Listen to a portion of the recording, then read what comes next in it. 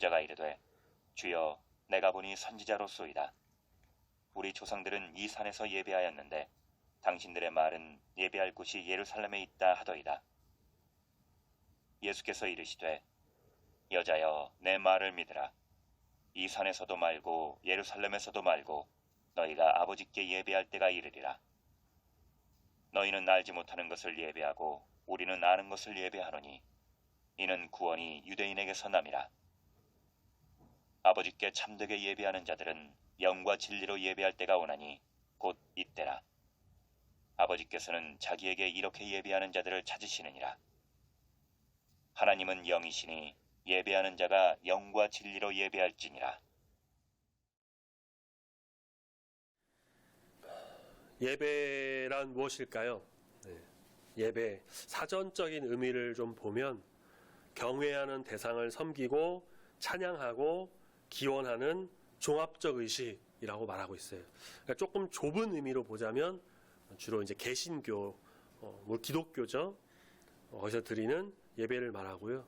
조금 넓은 의미로 퍼져서 보자면 다른 종교도 다 포함됩니다. 유교의 제사, 불교의 불공, 천주교 미사, 이슬람교의 어떠한 의식 제사 그런 것들 다 예배.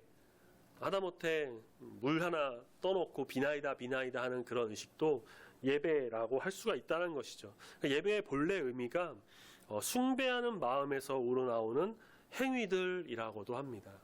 그렇게 보면은 이렇게 예배드리는 의식, 예식뿐만 아니라 그 안에 있는 마음, 행동, 생각, 정신 모든 것을 통틀어서 다 예배다라고 할 수가 있어요. 그래서 마음이라고 한다면 그 신을 향한 어떠한 경외심과 믿음, 또 행동이라고 한다면 어떤 금욕적인 행동, 봉헌 혹은 묵상 등등 다 이런 의미에서 보자면 이 예배라고 하는 것이 우리가 생각하는 것보다 굉장히 그 광범위한 의미를 가지고 있고 단일한 어떤 정의를 내리기 어렵습니다. 그렇지만 확실한 것은 예배란 종교적 행위이고요. 절대적이고 완전하고 거룩한 존재, 그 신이라고 불리는 어떤 존재를 대상을 섬기고 찬양하고 기원하는 것이다 라고 우리가 정리를 해볼 수가 있습니다. 자, 그렇다면 우리 교회, 기독교에서 말하는 예배 좀 비슷하면서도 약간 다른 면이 있습니다. 위에서 말씀드린 그 예배의 넓은 의미, 좁은 의미를 다 포함하고요. 절대적 신, 하나님께 찬송과 영광 올려드리며 경배하는 것이죠. 또 우리가 믿음과 경외심을 보이고 우리의 마음과 또 행동으로 묵상도 하고 봉헌도 하고 그렇게 예배를 드립니다. 조금 다른 것이 있다면, 다른 것을 알고자 한다면 이 예배라고 하는 단어 말에 그 성경에서 쓰이는 그 히브리어, 헬라어 그 원어의 의미를 좀 보면은 이해할 수가 있어요. 예배의 히브리어는 두 가지가 있는데 첫 하나는 아바드라는 게 있어요. 이 무슨 뜻이냐면 봉사, 섬김 그런 뜻이 있습니다.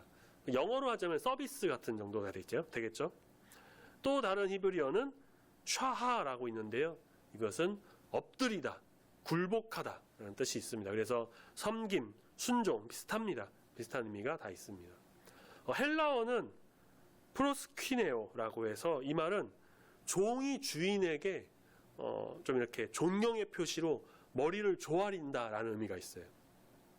그리고 또 다른 헬라어 라트레이아는 섬김 그런 의미가 있는데 사실 이런 히브리어 헬라어 다 기억 못하셔도 괜찮습니다. 이런 건 중요하지 않고요. 그냥 이런 의미가 있는데 그 의미들을 다 종합해 보자면 어떻게 되느냐?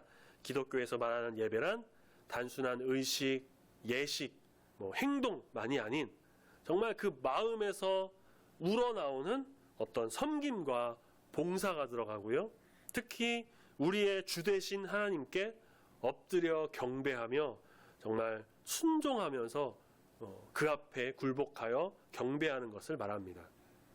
이것은 마치 종이 주인에게 전하듯이 우리가 모든 주에 되시는 우리 하나님을 종인 우리가 높여 경배하며 또 경외하는 마음, 이 경외라는 것은 두렵고 떠는 마음이라고 하는데요. 그렇게 우리의 높고 높으신 주가 되시는 우리 주님을 경외하며 경배하는 이 모든 것이 섬기며 나가는 모든 것이 예배가 된다는 것입니다. 예배를 나타내는 영어는 월십인데요. 월십은 가치를 뜻하는 월스와 또 신분이나 그런 어떠한 것을 그런 걸 뜻하는 쉽, 이 단어의 합성어입니다. 그래서 존경과 존귀를 받을 만한 가치가 있는 존재, 그분을 높이는 것이라는 뜻이 있는데, 그런 맥락에서 봤을 때 하나님께 정말 최상의 가치를 인정하고 그에 합당한 존귀와 영광을 올려드리는 것, 즉 예배는 하나님을 향한 존경과 경외심이 수반된 정말 엄숙한 행위다라고 할 수가 있습니다. 그냥 참석하고 마는 그런 것이 예배가 아니라 우리의 어떠한 전 인격을 다 드러내서 거기서 나오는 정말 우러나오는 경외심과 모든 것으로 그분을 경배하는 것, 하나님의 높으심을 찬양하고 감사함으로 나가는 말씀을 듣고 또 그분의 임재를 경험한 지금까지 말한 이 모든 것 다 합쳐서 우리는 예배다라고 할 수가 있는 것이죠. 자, 그렇다면 이제부터 중요한 것은 무엇이냐? 바로 우리가 이러한 예배를 잘 드리는 예배자가 되어야 한다는 것이죠. 그렇다고 해서 그동안 예배를 못 드리고 예배를 대충 드리고 그러셨다는 게 아니에요. 우리 성도님들 주일도 정말 잘 지키시면서 예배에 힘쓰고 예배를 정말 예배를 통해서 우리 하나님 경배하고 나가는 거룩한 주님의 성도들이신 줄 믿습니다. 우리가 이제부터는 말씀을 통해서 또 앞으로 또 예배에 대한 말씀을 또 좀 볼 텐데, 그동안 좀 놓치고 있었던 것들, 내가 하나님 앞에 정말 바로 선 예배자로서 온전히 서지 못했던 부분들을 좀 생각해 보면서 우리 교회 표어처럼 하나님 그 찾으시는 그 예배자, 우리 앞에 예배 전에도 찬양했던 것처럼 하나님이 찾으시는 그 한 사람, 그 예배자, 정말 내가 되어서, 우리가 되어서, 우리 중부교회가 다 되어서 온전한 예배를 주 앞에 드리는데 부족함이 없는 모든 성도님이 되어야 할 줄로 믿습니다. 아멘. 그래서 오늘 말씀에서는 그렇게 예배를 드리기 위한 이 첫 번째 단계, 우리 예수님께서 말씀하신 예배가 무엇인지, 또 어떤 예배를 원하시는지, 예배자의 모습은 어떤지를 말씀하시는데, 그 말씀을 우리 같이 봄으로 은혜가 가득한 귀한 시간 되길 소망합니다. 아멘. 오늘 본문 말씀의 어떤 배경과 상황은 익히 들어서 아마 다들 아실 겁니다. 사마리아 여인과의 대화인데요. 저는 이 말씀만 보면은 어렸을 땐가 강단 유머라고요. 되게 오래된 책인데 강단 유머라고 하고서는 그 강단에서 설교할 때 좀 유머를 섞어서 하는 그런 유머집 책이 있는데, 사실 성경 내용과는 별 상관이 없습니다. 그런데 아마 들어보신 분도 계실 텐데, 저는 항상 이 말씀을 볼 때마다 그게 생각이 났는데, 어떤 목사님이 이제 결혼 주례를 맡으셨어요. 어떤 말씀을 할까 고민하다가 생각난 게 요한 1서 4장 18절에 그런 말씀이 있어요. 사랑 안에 두려움이 없고 온전한 사랑이 두려움을 내쫓나니. 정말 좋은 말씀이죠. 사랑으로 두려움을 내쫓는다. 그래, 이 말씀이야. 딱 메모를 해서 주례를 준비하셨어요. 시간이 지나서 이제 결혼할 때가 됐습니다. 주례 앞에 나갔어요. 메모한 것을 다 가지고 올라가서 본문 말하는데 잘못 적어서 요한 1서 4장 18절이 아니라 지금 말씀 요한복음 4장 18절, 너에게 남편 5 있었고 지금 있는 자도 내 남편이 아니니 라는 거를 이겼다라는, 이게 재밌게 말하면 정말 재밌는데 저는 이제 대충 말하다 보니까 좀 별로 재미가 없으신지 잘 모르겠는데, 처음 이거를 들었을 때요 너무 웃겼던 거예요. 실제로 있었던 일인지는 잘 모르겠지만, 자, 어쨌든 저는 이 말씀이 좀 생각이 났는데, 자, 중요한 것은 이 사마리아 여인과 예수님과의 그 대화 속에서 나오는 그 말들, 그 내용들이라는 거죠. 좀 더 잘 이해하기 위해서는 우리가 그 배경을 좀 이해하는 게 좀 필요합니다. 사실 이전에 그 착한 사마리아인의 비유죠. 그것을 좀 보면서도 말씀드린 적이 있었고, 주일 저녁 예배 때도 몇 번 말씀드린 적이 있는데, 바로 유대인과 사마리아인과의 관계죠. 이스라엘은 본래 왕이 없었습니다. 하나님이 통치하셨죠. 그런데 주변국들은 이제 왕이 생기는 이른바 왕정 정치를 좀 하다 보니까 그걸 보고 백성들이 왕을 원해서 사무엘 선지자를 통해 하나님께 요청합니다. 그래서 하나님께서는 사울 왕을 첫 번째 왕으로 세우시고 그 뒤로 이제 다윗, 솔로몬 그렇게 이어지죠. 문제는 솔로몬 이후에 북이스라엘과 남유다 두 왕국으로 분열이 됐다는 겁니다. 이 두 나라는 거의 계속해서 적대적인 관계였고요. 북이스라엘은 남유다의 히스기야 왕 때에 아수르 나라에게 멸망을 당합니다. 남유다는 조금 더 나라가 유지되다가 남유다도 결국은 바벨론 느부갓네살 왕에 의해서 멸망을 당하게 돼요. 북이스라엘은 이제 멸망 후에 많은 사람이 죽고 또 아수르의 포로로 끌려가는데 소수의 사람이 그 원래 있었던 북이스라엘 그 지역에 그냥 남아서 살게 됩니다. 아수르의 통치를 받는데요. 아수르는 이제 주변국이나 자신의 그 나라 자국민들 이방인들을 좀 그 지역에 보내서 혼합 민족을 형성하게 해요. 이스라엘 사람들과 혼혈 민족을 만들자. 아마도 어떤 북이스라엘 그 예전에 그 나라의 민족성을 좀 없애려던 그런 정책이 아닌가 싶어요. 그렇게 남아있던 북이스라엘 사람들은 혼혈 민족, 혼혈인이 됩니다. 반면에 남유다, 유다 사람들은 바벨론 포로로 끌려가서도 남아있었던 사람들도 다 자신들의 어떤 정체성, 민족성을 끝까지 지키고 유지합니다. 선지자를 통해 통해서 나왔던 하나님 말씀대로 70년이 지나서 바벨론 포로에서 귀환합니다. 이들은 다시 남유다 그 지역 예루살렘으로 돌아와서 스룹바벨을 통해서 성벽을 또 느헤미야를 통해서 성전을 재건하게 되죠. 이들을 달갑지 않게 여겼던 사람들이 있었는데요. 바로 그 지역에 그 시간 동안 계속 살고 있었던 옛 북이스라엘의 어떤 잔존 세력, 즉 혼혈인들이었습니다. 혼혈 민족들. 이미 거기서 터전을 좀 잡고 살고 있었는데 갑자기 남유다의 어떠한 그 유다인들이 돌아와서는 바벨론 또 총독이 왔다고 하면서 우리가 예전에 살던 곳이니 다시 살겠다고 하면서 들어오니까 이것을 보고 탐탁치 않게 여겼던 것이죠.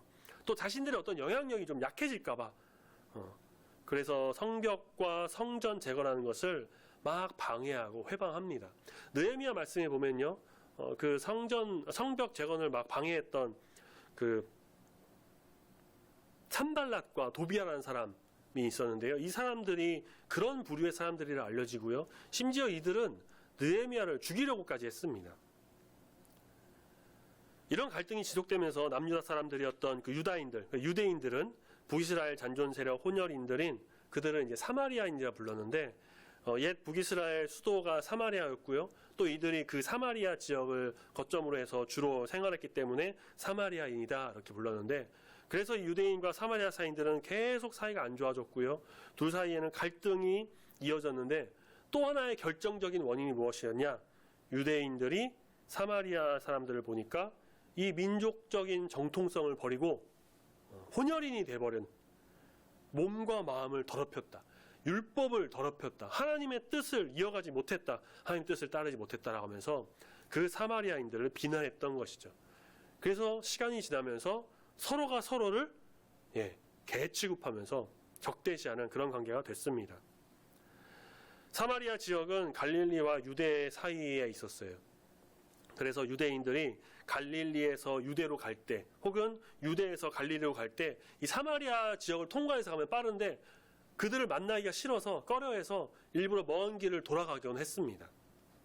그래서 오늘 말씀에 보면요, 예수님이 이 사마리아 지역에 가신 것은 보통 유대인이라면은 사실 생각할 수가 없는 이런 예수님을 굉장히 이상하게 봤을 그런 모습인 거죠. 예수님께서 오늘 말씀에 보면 야곱의 우물이라는 곳에 앉으십니다. 거기서 쉬고 계셨어요. 제자들을 기다리면서. 야곱의 우물은 구약 성경에서 구체적으로 언급되지 않은 곳인데 사마리아인들과 유대인들이 동일하게 믿었던 곳으로 야곱이 파서 이용했던 우물이다라고 이렇게 알려진 곳입니다. 이때에 근처 동네에 사마리아 여인 한 사람이 옵니다. 아마도 예수님을 보고 복장이나 어떠한 생김새, 분위기 여러 가지를 보고선 이제 유대인이구나 라는 것을 알아차리고 그래서 예수님 보고도 그냥 모른 척하고 말도 걸지 않고. 근데 사실 당시 문화가요, 여인이 남성에게 먼저 말을 거는 게 그렇게 좀 허락되지 않은 그런 문화이기도 했습니다. 어쨌든 그녀는 자신이 할 일만 하고 그냥 가려고 그렇게 물을 길는 것을 합니다. 그때에 오늘 7절 예수님이 먼저 말을 거시면서 물 좀 달라라고 하시죠. 사마리아 여자는 유대인이 자신에게 말을 거는 것이 이상했어요. 어쩌면 퉁명스러운 목소리로 말했을지 모릅니다. 유대인인 당신이 왜 사마리아 여자인 나에게 말을 겁니까? 이에 대한 예수님 대답이 좀 의아했죠. 너희가 만일 하나님의 선물과 또 내게 물을 달라는 이가 누구인 줄 알았더라면 내가 그에게 구하였을 것이요 그가 생수를 내게 주었으리라. 내가 예수인 걸 알았더라면 나한테 물 달라고 구했을 것이다. 뭐 이런 대략 이런 말이 될 텐데 여자는 그 말이 더 이상했어요. 아니 당신 물을 기를 그릇도 없고 이 우물 깊은데 어떻게 물을 떠서 나에게 준다는 겁니까? 그리고 약간 한풀이 하듯이 말합니다. 우리 조상 야곱이 이 우물을 우리에게 주셨고 또 여기서 자기와 자기 아들들과 짐승들이 다 마셨다. 그렇게 물을 마시는 이야기, 영원한 샘물을 주십시오. 또 아까 잠깐 제가 유머로 말씀드렸던 너희 남편 불러와라. 나는 남편 없습니다. 그래, 네 남편 5 있었는데 지금 있는 자로 네 남편 아니다. 이런 대화가 오고 가요. 이 여인은 예수님이 보통 사람이 아니구나라는 걸 알게 됐어요. 그가 선지자다라고 생각합니다. 왜냐하면 자기 가족 얘기, 자기 말하지도 않았던 그 남편 얘기를 하지도 않았는데 예수님이 다 알고 계셨다는 거죠. 그래서 말씀을 보니까 오늘 읽었죠. 19절에 주여 내가 보니 당신 선지자이시군요. 그리고 이제 본격적으로 하고 싶었던 이야기를 합니다. 유대인을 만나면 좀 따지고 싶었던 이야기였을지도 몰라요. 바로 예배에 관한 것이었죠. 20절 우리 조상들은 이 산에서 예배하는데 당신들의 말은 예배할 곳이 예루살렘에 있다고 하더이다. 사마리아 사람들은 유대인과 그런 갈등이 격화되자 주전 400년경에 그리심산에 자신들의 예배할 처소인 사마리아 성전을 세웁니다. 이것이 또 다른 갈등의 원인이 되기도 했는데요. 이 성에서도 예배할 수 있는 거고 아니 거기서도 예배할 수도 있는 거고 모든 곳에서 하나님 다 계실 텐데 왜 당신들은 이 예루살렘 성전에만 유대인들은 왜 예루살렘에서만 예배해야 된다. 거기에만 하나님 계시다라고 말하느냐. 거기서만 예배할 수 있다고 하면서 우리를 무시하고 예배를 무시하고 우리를 인정하지 않고 왜 그렇게 하느냐. 약간 따지듯이 예수님께 말하죠. 사마리아인의 초점은 어디에 있었습니까? 예배를 드리는 장소에 있었어요. 반면에 예수님의 초점은 어디 있을까요?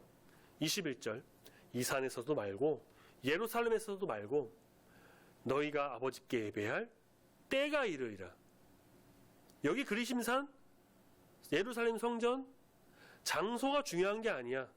예배할 때가 있다라는 거예요. 예배할 때가 이른다. 그리고 23절에 아버지께 참되게 예배하는 자들은 영과 진리로 예배할 때가 온다. 곧 이때라.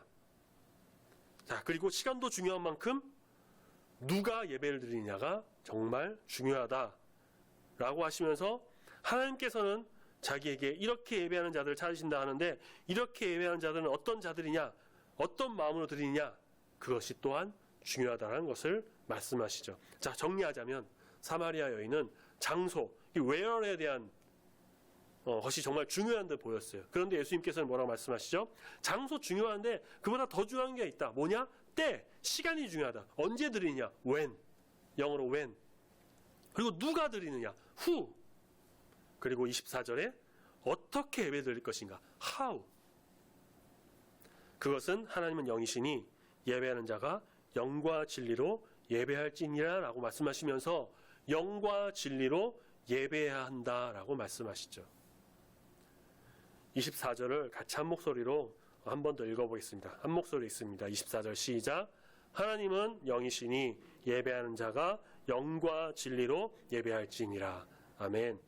이전 성경 버전인 그 개역 한글, 지금 개역 개정인데요.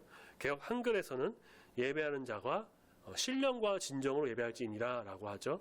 이 말이 조금 더 우리가 익숙하긴 한데 우리가 이 말씀 24절을 그 영어 번역, NIV 영어 번역 성경으로 풀어서 좀 보면은 좀 더 이해하기가 쉬우실 거예요. God is Spirit. 하나님은 성령이시다. And his worshiper must worship. 그리고 그의 예배자는 반드시 worship, 예배해야 한다. 어떻게? In spirit and in truth. 성령 안에서 진실된 마음으로. 그러니까 아무 생각 없이, 아무 의미 없이, 주일 됐으니까, 일주일, 오늘 토요일 됐고, 이제 주일 아침 일어났으니까, 의무적으로, 다른 사람들이 가니까 따라 나와서, 혹은 눈치 보여서, 직분자인데, 나와야지. 그런 어떤, 안 오면 연락 오니까 어쩔 수 없이, 이게 아니고요. 몸이 끄는 대로, 물론 그렇게라도 좀 예배에 나와서, 이 자리에서 예배를 드린다 한다면, 안 드리는 것보다 나을 수도 있겠죠. 그 안에서 또 평안을 얻고 또 은혜를 받을 수 있으니까요. 그렇지만 우리가 진정한 성도, 진정한 예배자가 되기 위해서는 그렇게 아무 감정 생각 없이 그냥 나와서 찬양도 그냥 흥얼흥얼거리면서 세상 노래도 부르듯이 부르고 그런 게 아니라, 말씀도 뭐 한 귀로 듣고 한 귀로 듣는 등 많은 등, 그게 아니라 예배에 있어서의 처음부터 끝까지의 이 모든 시간, 영과 진리로 in spirit and in truth, 정말 성령 안에서 진실된 마음으로 내 모든 것을 드리는, 인간적인 생각, 또 세상 근심 걱정, 뭐 그런 어떠한 내 마음 내키는 대로 그거 다 버리고요. 그렇게 예배하는 것이 아니라 정말 우리 안에 내주하시는 그 성령 안에서 성령의 임재를 정말 깊이 간구하면서 갈망하면서 기대하면서 성령께서 은혜를 부어주시고 함께 하실 것을 소망하는 마음으로 내 온 몸과 정성을 다 들여서, 온 마음을 들여서 그렇게 진실된 마음으로 예배드리는 우리 모두가 되어야 할 것입니다. 그렇게 예배를 드려야 한다는 것이죠. 예배드리는 장소요, 너무 중요해요. 교회를 비롯해서 뭐 사업장에서 예배드릴 수도 있고요, 가정 예배드릴 수도 있고요, 뭐 그런 예배 공간 있다라는 건 너무 중요하죠. 이 공간이 없어서 예배를 드리지 못하고 어려워하는 것도 많이 있습니다. 예배의 시간 정말 중요하죠. 요즘에는 뭐 24시간 예배 드리는 것도 있다고 해요. 뭐 3교대 3팀, 4팀이 정말 밤새도록, 그러니까 돌아가면서, 혹은 유튜브 같은 것도 24시간 돌려가지고 그렇게 예배 드리는 곳도 있다고 해요. 그러니까 언제든지 예배 드릴 수 있도록 하기 위해서. 또 매일매일 우리가 예배 드리는 또 그런 마음으로 그렇게 살아가지만, 직장이나 또 여러 가정이나 여러 생활들로 인해서 그러지 못하기에, 우리가 이렇게 주일, 이 정한 시간, 정한 장소, 정한 때에 나와서 예배 드리는 것이 너무 소중하고 중요합니다. 그것이 중요했던 이 사마리아 여인은 예수님께 예배 장소에 대해서 따지듯이 좀 물었지만, 예수님의 관점은 예배의 장소가 아니었다는 거죠. 시간도 좀 중요했지만 시간보다 더 중요한 것이 있었으니, 그것은 바로 그렇게 하나님이 찾으시는 예배자가 되어야 한다는 것이었습니다. 진실된 마음으로 예배드리는 예배자가 되는 것, 온 마음과 정성을 다해서 예배드리는, 정말 하나님을 경외하는, 찬양하는 예배자가 되는 것. 누가 예배드리고 어떤 예배자가 되는 것이 정말 중요하다는 것이죠. 영과 진리로 드리는 예배, 우리의 관점은 그래서 장소와 시간의 문제가 아닌 내가 주님 앞에 올바른 예배자가 되어야 한다는 것이고요. 또한 예배 드릴 때에는 어떻게 예배를 드리느냐, 영과 진리로, 성령 안에서 진실된 마음으로 주 앞에 예배 드리는 예배자가 되어야 한다는 것입니다. 하나님께서는 이렇게 예배하는 자들을 찾고 계신다라고 말씀하셨습니다. 지금이 바로 이때예요. 지금 그렇게 예배하는 자들을 찾고 계시다라는 겁니다. 코로나19로 예배가 많이 침체되기도 했고요. 어려운 상황들이 요 근래까지 있었습니다. 이제는 좀 회복이 되어야 하겠죠. 이제는 더 간절히 주님 앞에 나가야 할 때입니다. 그렇게 주님을 갈망하며 예배드리며 사모하는 그 예배자를 찾고 있는, 바로 지금 2000년 전에 그 사마리아 여인에게, 그때의 말씀을 보고 있는 이 당시 유대인들에게, 그들에게만 해당되는 그때가 아니라 바로 지금 이 시간 하나님께서 그렇게 예배하는 자들을 찾고 계시고 그런 예배자가 되기를 원하십니다. 그래서 우리는 그런 예배자가 되어야 합니다.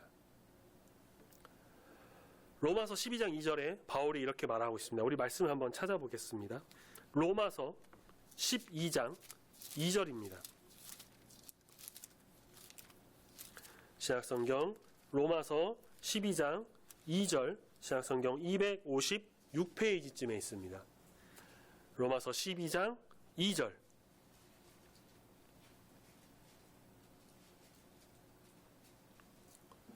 로마서 12장 2절 말씀 찾으셨으면 우리 한 목소리로 같이 한번 읽어보겠습니다. 시작.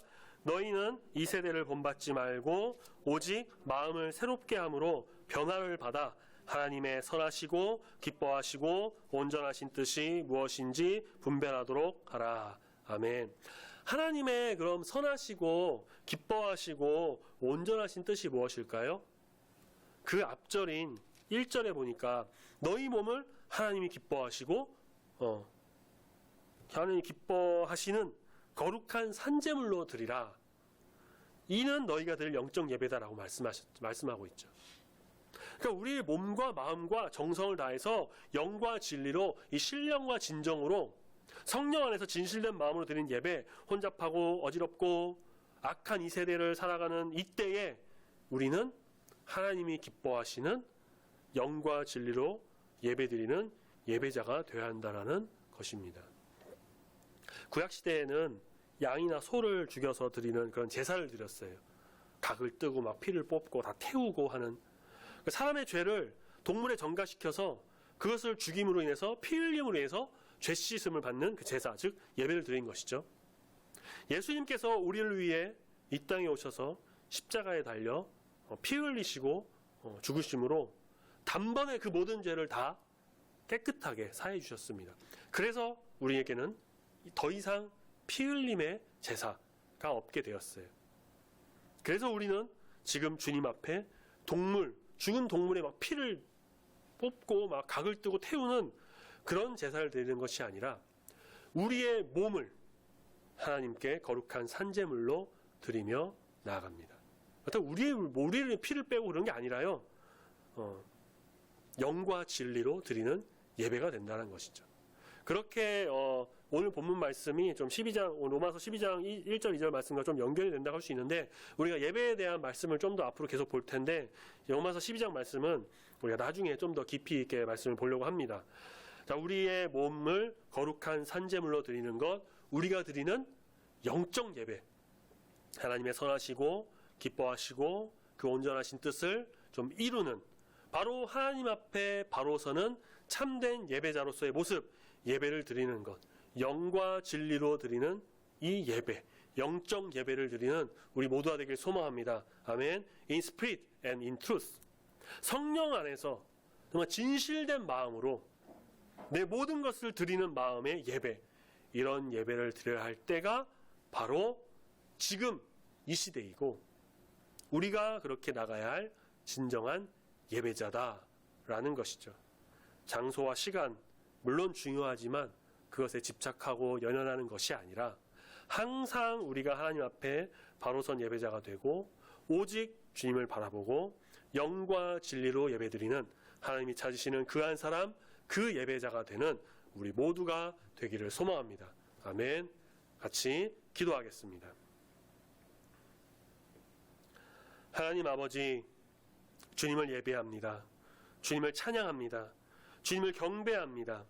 다른 마음, 다른 생각, 인간적인 욕심이나 의도가 아닌 오직 우리 주님만을 갈망하며 사모하며 영과 진리로 드리는 예배, 그 예배를 드리는 예배자가 되기를 소망합니다. 장소와 시간에 연연하기보다는 주님께 온전한 마음으로 드리는 예배자가 되어서 성령 안에서 진실된 마음으로 예배드리기를 소망합니다. 예배를 방해하고 또 어렵게 만드는 모든 것을 물리쳐 주시고 이 세상의 어떤 것과도 비교할 수 없는 우리 주님을 높이며 오직 주님께만 예배드리며 나가는 귀한 성도가 다 되도록 붙들어 인도하여 주시옵소서. 매일매일 예배드리는 삶, 주님 바라보는 삶, 말씀과 기도로 무장하여 우리 주님의 형통하심을 경험하는 삶이 되기를 소망합니다. 악하고 어지러운 이때에 이 세대를 따라가는 것이 아니라 예배를 통하여 이 세상을 변화시키고 주님 앞에 벌어서는 귀한 예배자가 되기를 소망하오니 주님 우리 마을 붙드시고 함께 하시고 우리의 삶 가운데 인도하여 주시옵소서. 감사합니다. 주님, 예수님의 이름으로 기도드립니다. 아멘.